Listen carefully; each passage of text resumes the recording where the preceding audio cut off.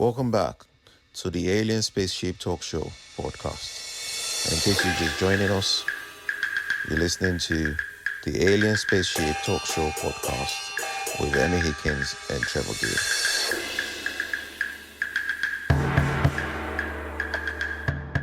No stigma or shame to that, because men have the same emotional setup as women. It's just that gender roles and bias in some way or another have said men are, big enough, ugly enough to look after themselves, whereas women need help and support. Fine, but we all sometimes need help and support.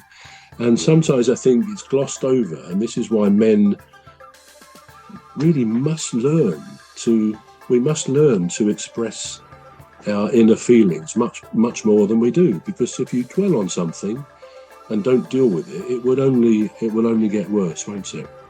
So that's again this stoic emotionality, I would call. We just kind of jog along, hoping things will correct themselves.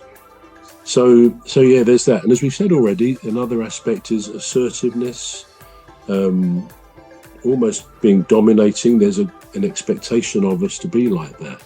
And then we're supposed to be risk takers and being very competitive. Now, that's true. Men are competitive, but I would suggest that it's only the same as women in their own spheres. I mean, we're probably watching the Women's Euros at the moment, and England are doing okay. They play again tomorrow.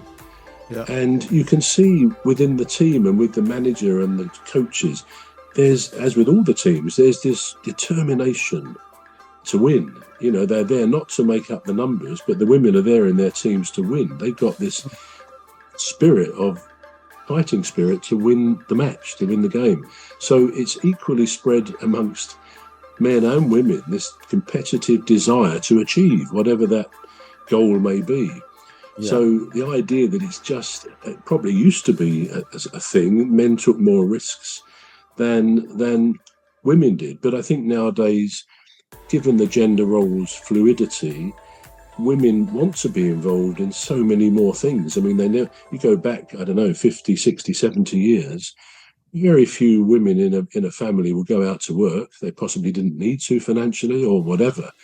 But nowadays, I would imagine a majority of women, partly economically, because they need the extra money in the family, but partly because they want involvement in the adult world, in the real world sort of thing. So that gender role has also changed, but women can be just as ambitious as a man can be. So that's kind of a look at the various social and psychological and physical aspects of being a man. Now, I've asked you one or two questions. Do you feel these days, do you find it more difficult to navigate some situations like, allowing isn't the word, but offering a woman to go first through the door rather than you? In other words, are you chivalrous still, or are you a bit wary of being chivalrous? I am chivalrous still, I mean, it's better to be chivalrous and get, and not get appreciated for it than to not be chivalrous and lose respect. I don't know if that's the correct word there. No, not lose respect, but if you're not chivalrous, then it's disrespect. I think it's disrespect to the lady, because I find now, I don't know if it's because of the sort of circle that I kind of dwell in, mostly religious, so I find that they would actually hold the door open for you, these ladies, and I do the same.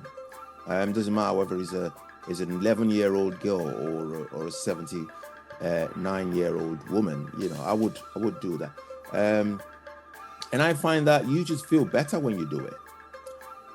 But when you don't, I mean, not everybody wants to be treated with not disdain, but not everybody wants to be not treated with respect, if you know what I mean.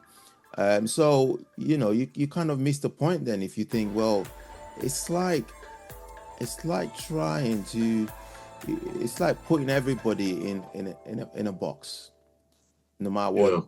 they are, no matter what they believe in.